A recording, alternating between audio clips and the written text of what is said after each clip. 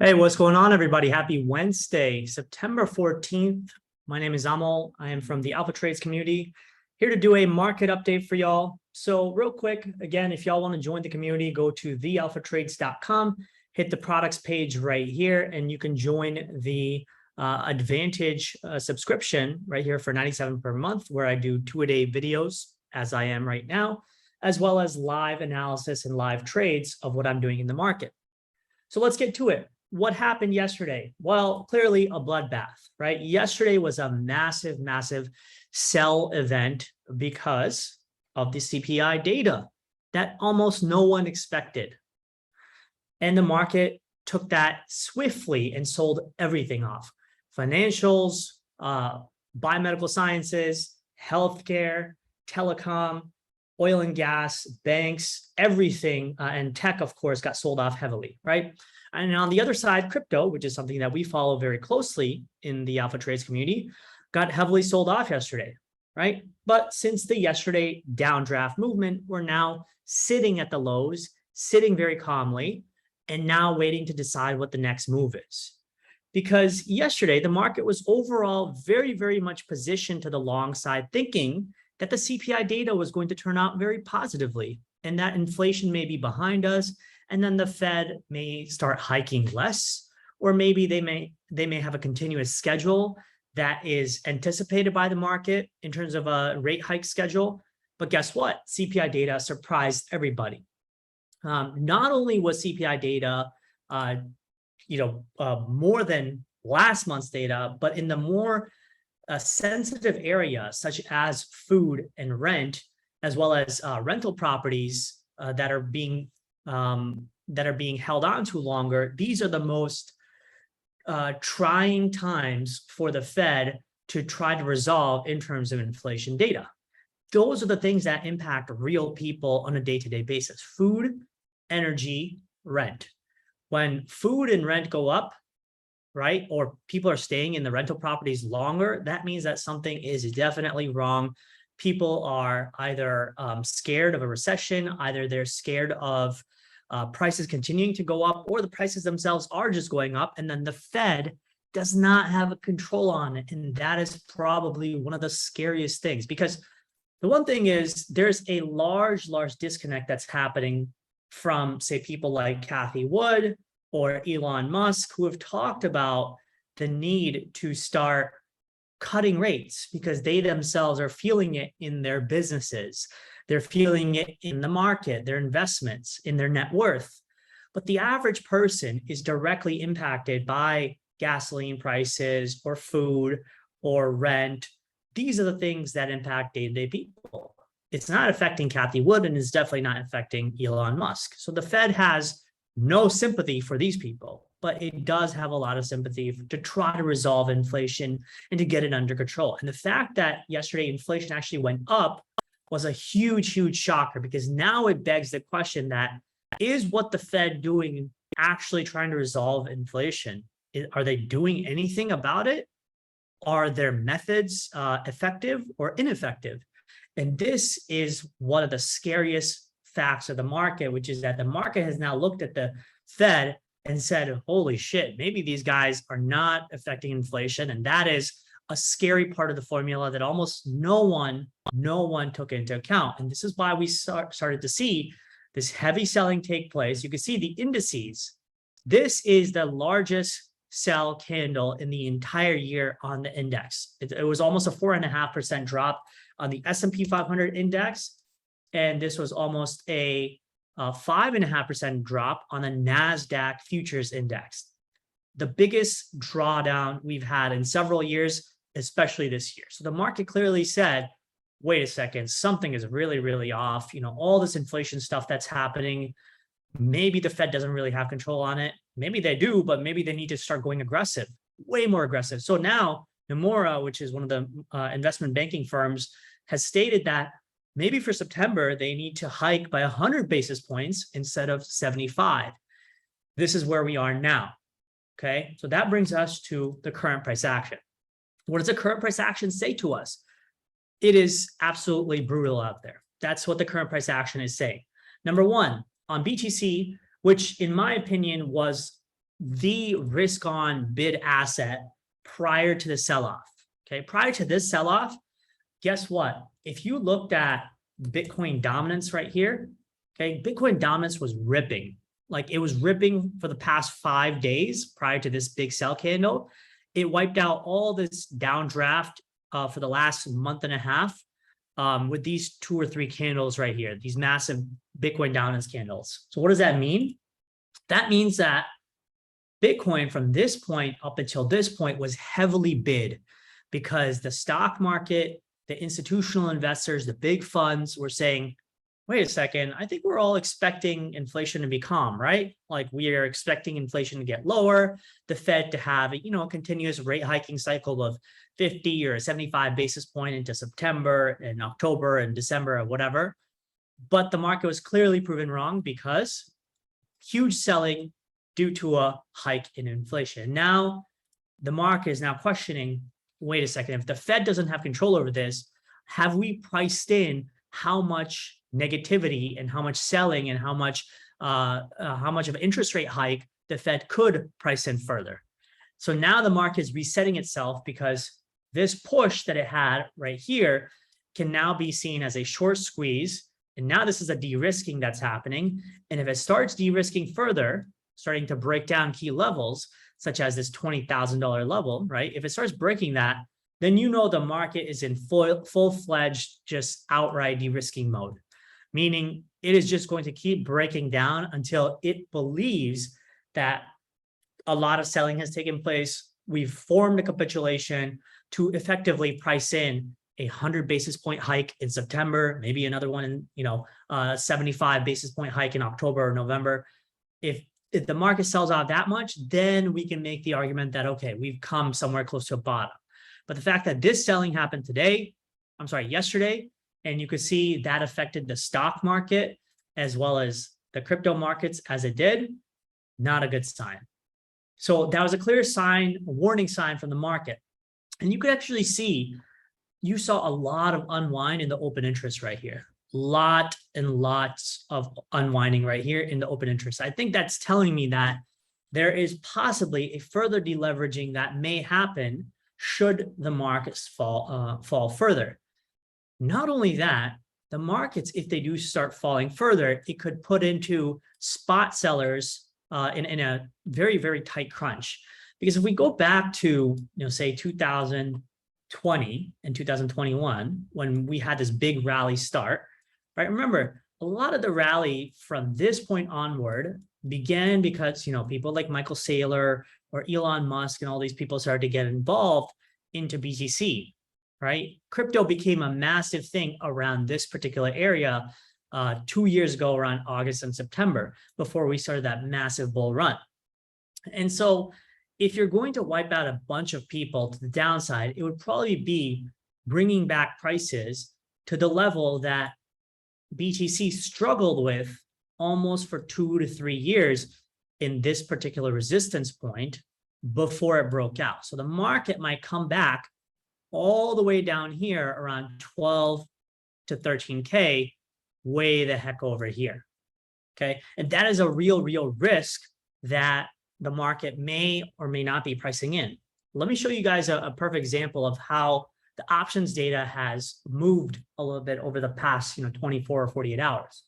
Here is, I want to show y'all October puts. Okay. I found this particularly interesting. There is a huge amount of open interest that went into the 14,000 strike on the put side right there. A good amount of volume generated right there, about 428 BTC, right? Obviously, 428 BTC is not all that much, but nonetheless, it is building up in a sense where people are starting to put their money, on further risks to the downside. And that means that people actually think that that is a possibility, and 428 BTC, though it is not that much, it's also not very little, right? So it might very well be the fact that there might be some bigger funds, bigger institutions that are starting to put on hedges or, possible risk reversals where they need to start protecting their positions. And that may be exercised by futures instruments or options instruments. So that part was kind of scary to me. Now, if we look at the risk reversals right here, as well as the put option volumes, as well as now the call option volumes here on ETH, okay? This is actually really interesting because what I started seeing yesterday and earlier this morning was the call volumes are slowly starting to come down and the put volumes are actually building. In fact, they're coming very close to a 1.0 or a break-even level on both the call and the put side. You could see BTC is very, very close to that 1.0 level where the put to call ratio is pretty even. What does that tell you? That means that the market is starting to get less long and start to put on more hedges on the put side, or possible that the market is really starting to pull off the calls and the buying and maybe really expect more certainty to the downside, okay? This is indicated by a pull down and a drawdown in open interest. You also see this in the heavy sell pressure that happened yesterday. So heavy sell pressure can be seen two ways. Number one, volume, right? $5.7 billion in volume got transacted in yesterday's candle. And we saw a sharp drop through key levels like 21.7K right there, with a 10% closing candle on BTC, which again is one of the largest candles that BTC has had for like the last several months. The last one we had was back here in 13th of June, which is a 13 or 15% drop. Other than that, we have not seen massive 10% drop candles for a long period of time. So what does that tell you? That the market right now is gearing up and being far more hedged and careful in the upside. And when the market is becoming hedged, you have to be even more cautious, because the market is effectively saying whatever we thought we knew up until that point of inflation, before all this stuff happened where Nomura calls for 100 basis points, before the inflation data came out, before people started questioning maybe the Fed's ability to clamp down on inflation, before all that happened, the market was well positioned for more upside, right? I'll be honest, I was expecting from here 23.5 to about 25K, but almost everybody got smacked in the face.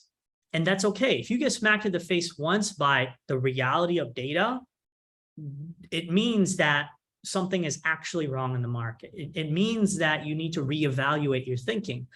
Either the market will reevaluate it for you, or you can reevaluate it with your positioning. So how does a positioning go from here? Well, I think the market is pretty simple right now. This level right here, 20.7, was a key level that we should have held above were the market to remain somewhat neutral or somewhat bullish, but we did not do that. As you can see, this SR level maintains itself from July, late July, August, resistance right there. And then we broke through that just 2-3 days ago, right? When we broke through that, the idea was, well, maybe, we quickly come back here and then push off like this by the end of September. We didn't do that. We actually smashed right through this level, not only with like a small wick, but like we actually closed down here. Not only did we do that, we wicked deep, relatively deep into 19,000s, around $19,800. So all this is telling us that the market overall is being very, very cautious. And the fact that we are currently sitting at the September monthly open is the market's way of saying we have no idea how to price in yesterday's inflation data that came out. We don't know how to price in the risks that lie ahead. So we're just going to sit tight, see what the market brings us. And if the equity sellers come in strong, again, either today or tomorrow, then I would probably expect further downside from BTC.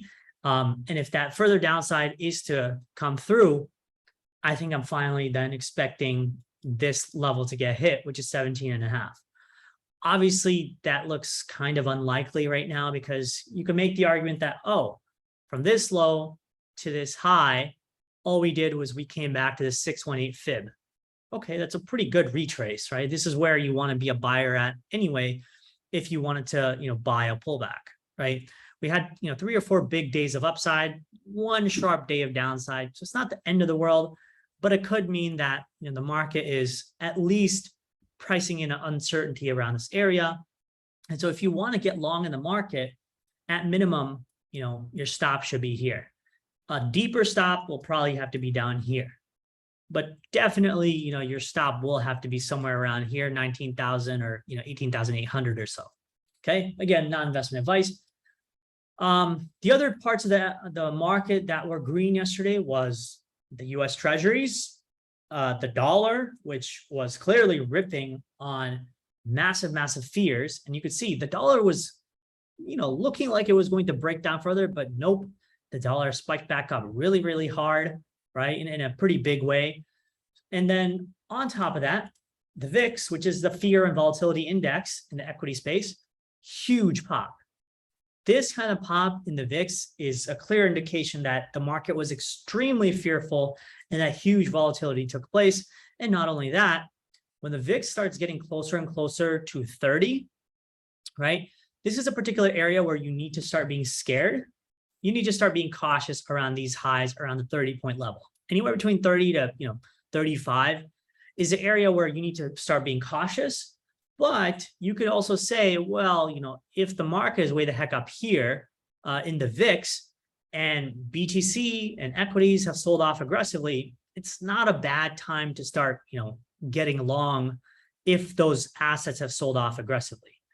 If the VIX starts breaking through this level, you should almost, highly expect that this market is going to break down further. Okay, the equities, BTC, Ethereum, et cetera, et cetera. So as you come into this area, if the VIX spikes up a little bit higher into 30 and 35, and say Bitcoin comes all the way to 30, I don't know, like 17 and a half or something right here, but it's not looking like it wants to break this low, this is a good area to get long. Place your stop somewhere deep down here, then take this trade back up, because it's possible that a lot of fear in selling took place, and we may have somewhat of a W bottom style scenario. Okay. Again, not investment advice. None of what I say is financial advice. This is just me expecting different outcomes, looking at the market in different ways. But, obviously I know very well, as you do, that it is very tough to be long in the market right now. Okay. I've taken, pretty sharp losses in my own portfolio or the 5K challenge account, but I'm not deterred, because guess what? We had amazing years in 2020 and 2021. You cannot expect 2022 to be an amazing trading year again. Some of the biggest funds, some of the biggest investors, some of the biggest institutions are taking anywhere up to 25 to 60 to 70% losses on the year right now. Right now. Okay, so you cannot expect yourself to perform at the same level this year as you did last year, the year before that, or in the bull market of 2017. You're going to have down years, right? Even the stock market itself. Okay, even the stock market itself, if you're an average investor in the stock market, right, over the last several years, okay, if you do an average analysis of what the returns are, so if we do, 12-month returns, right, these are all 12-month candles. On a year-to-year basis, you're going to get 7 to 8% moves. Okay, sometimes you'll get, 20 to 30%, but then the following years, you're going to see, average returns like 4% or 2% or 3% or 1%, or some years you'll see -10, -13, -23. This is 3 straight years of a down year in the index itself. That means the entire stock market was going to shit for 3 years straight, because you had excessive returns on the upside like this. You had 95, 33% gain, 96, 20% gain, 97, 20% gain, 98, 26% gain, and 99, 19.5% gain. And then the downside, like I said, 10, -13, -23, right? This is how even, the average mean reversion or the averages, law of averages work, even in an index. So even for your own portfolio, you should not expect, monumental years every single year. The goal is risk management. The goal is staying alive. The goal is survival in the market. And if you are surviving right now, you're doing pretty damn good. Okay. You just have to keep surviving. That's it. All right. So anyway, BTC, Ethereum. Let's move on to Ethereum. So Ethereum, again, like I said, right, yesterday was a pretty sharp reversal for Bitcoin, but it was also a sharp reversal for Ethereum. But what did ETH do?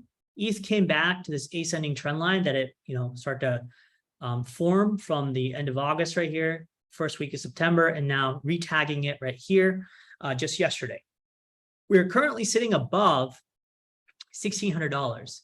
If y'all remember a few days back, I had mentioned that, hey, it's possible that ETH comes back, smacks into this level, and then possibly reverses back up. Now, obviously, it did that, but it did that on like the worst news, on the worst CPI style data print. So now I don't really know if I feel as confident that this thing is going to keep ripping on up. Okay, but it's there, and you've now retested a technical level. From a technical trader standpoint, you could say, I don't give a shit about the news. I'm just going to go long because I was waiting for this level. We're holding this trend line. I'm going to go long, place my stop below 1550, take this trade back to $1,785 or $1,800 or $2,000 way the heck up here because I think ETH is going to go up, right? If that is your logic, that's a pretty solid trade. You're effectively risking 3.5% or 26% gain. That's a 7.42R trade. You don't get good odds like that in the current trading environment. So, it's a possible outcome that you may get a pretty decent long trade. But again, we have to kind of watch the equity space. We have to see how the equity markets are taking it right now. As you can see, the open, S&P 500 open, it's kind of flat, not really doing a whole lot, slightly in the negative. But if the market keeps breaking down lower from yesterday's low, then that more selling is taking place, and the rest of the week might suck. Next week might suck even more. Right? Other assets that I have in mind, Atom. Again, same thing with Atom. One of the stronger performers in the market. But guess what? This huge pop right here in the candle that we had a few days back, the market effectively came in and wiped out everything. From the open and the low of this candle, the market came in and nuked right through that. So anyone who had hopes of this thing pushing up further, they just got stopped out, right? And more often than not, I'll tell you guys one thing. When the market pushes up like this, and then you see a reversal take out a big candle like this, like fully, this is a sign from the market saying something is not right, something is off, and whatever the buyers had in mind right here, they were wrong, and they're about to get proven wrong even further, potentially, with more further downside. So I think I'm going to be paying attention to Atom. I'll be paying attention to Bitcoin. I'll be paying attention to Ethereum. And of course, more importantly, I'll be paying attention to the S&P 500, how the dollar does. Remember, ETH merge is today. It's in about 14 hours or so.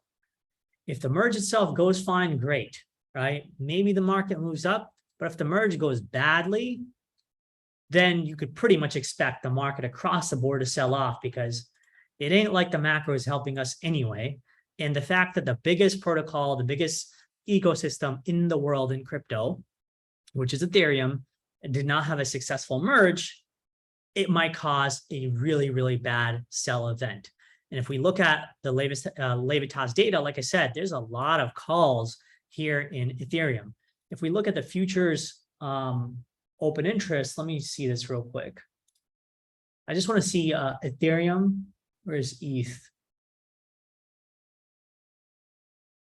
Let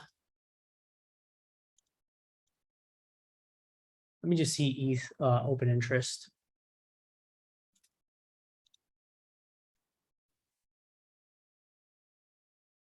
Let's turn this one off. Where'd ETH go?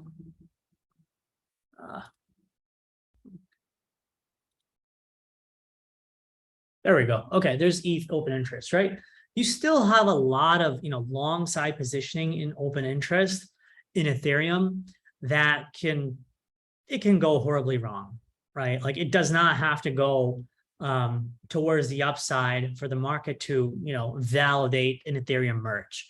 In fact, the Ethereum merge can actually also be seen as a sell event, even if the merge goes successfully, because people might say, okay, great, the merge went successfully, but like who's the marginal buyer, right? When people are beat up by inflation, when most of retail is dead, when most people in the fund space, in the private equity space, in the public market space are way, way more cautious, that's a very telling sign that the market is very much cooling off and we may have to wait a little bit.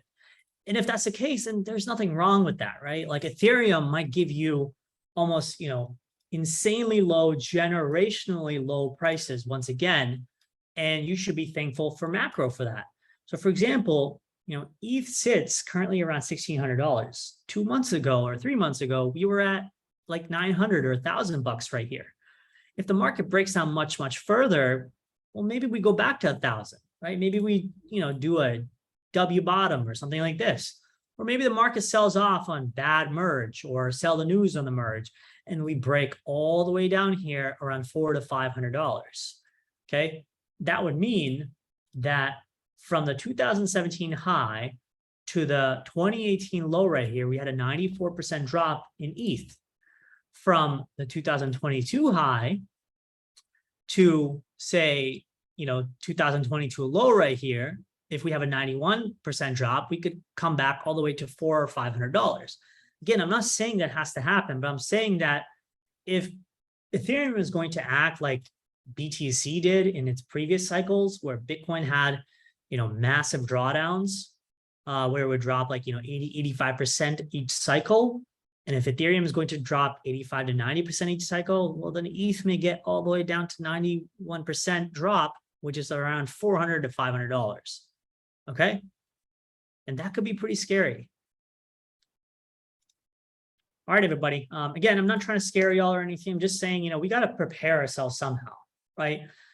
Everybody who thinks that the ETH merge event is going to be, a massive push up event, and, the merge is going to go successfully, and spontaneously, we're just going to see buying push prices up all the way to 3,000 or 4,000. Well, ETH merge, remember, is not going to solve the buying problem. It's going to solve the selling problem, because the miners themselves are not going to be selling as much. They're not going to be selling like $300 or $500 million a month or whatever they sold every month, right? But does that mean that there's going to be 200 or 300 million worth of buying? I don't think so, right? At least, like, I don't know how that's going to happen. So I kind of question that a little bit. All right. I think that's really about it. We talked about Bitcoin dominance. Like I said, it spiked up hard. Now it's coming down heavily too. Total market cap, we spoke about this as well in the Advantage side in the Discord channel right here. I had mentioned it. I forgot where. Oh, by the way, I love this meme. And this is a hilarious thing. Like, I honestly think Jay Powell is really not, he does not give a shit about markets right now. And so, those that think that he's going to stop hiking rates, or, he's going to slow down because the market is taking a shit, or billionaires like, Cathie Wood or Elon Musk are complaining, I think they have it wrong. I really think Jay Powell, in my opinion, he's doing the right thing of trying to solve inflation. It's not really up to us to judge if it's the right thing to do or the wrong thing, when it comes to hiking interest rates, but he's doing something, right? He's doing something for the benefit of everyone, for the benefit of literally like 90% or 95% of America. The 5% of rich people of America, whether it be Cathie Wood or Elon Musk, they don't really have to worry about inflation all that much, right? So anyway, I like this meme. Anyway, so what I was saying was, in the private Discord channel, I spoke about the total market cap, or rather the total market cap right here. And, we spoke about this SR level, right? $963 billion. Yesterday, had we bounced right off this level and started to take off by today or tomorrow or the day after, I would say, holy shit, well, it's possible from here we're going to keep pushing on up. But now that seems unlikely. Not only does it seem unlikely, this is now shaping up to be a pretty damn bad looking head and shoulders pattern. I don't know if I want to mess around with that. And if 963 billion is broken, expect the sell pressure minimum to take us down towards, somewhere around 850 to 860 billion dollars. So that means from here on down, that's another 10% wipeout in the crypto market cap as a whole. That's a lot. That would mean that maybe BTC goes down another 5 to 8%, maybe 10%. Maybe the rest of the market also goes down, 10 to 15%, right? So if the market, say for ETH, goes down 10 to 15%, well, we should expect ETH to go back to 1350. If it goes back all the way down here, that's another 40% drop, basically from where we are. That's a pretty substantial drop. I don't know if we're going to go back to the ETH lows right here.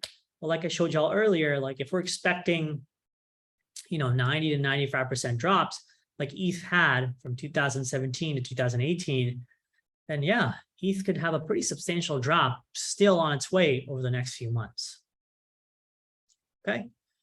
All right, everybody. Make sure y'all hit the thumbs up. I would really appreciate it. Let me know your thoughts on the market, right? What are you doing for the ETH merge? How are you preparing? What did you think about the inflation data? What do you think about other headlines that are happening in the market? Are you buying or are you selling? Are you shorting or are you long? And if so, what? Let me know. Let me know if you want me to cover anything else. Make sure y'all check out Levitas data. I really like using their informational dashboard. They have a ton of stuff. I mean, whether it's volatility, the DeFi, options data, futures data, altcoin derivatives data. I really like using their dashboard. So make sure y'all check them out. Okay. Support people who are building in a space still in a bear market. You got to respect the hustle. All right. Y'all take care. Good luck, everybody. And we'll talk soon. Cheers.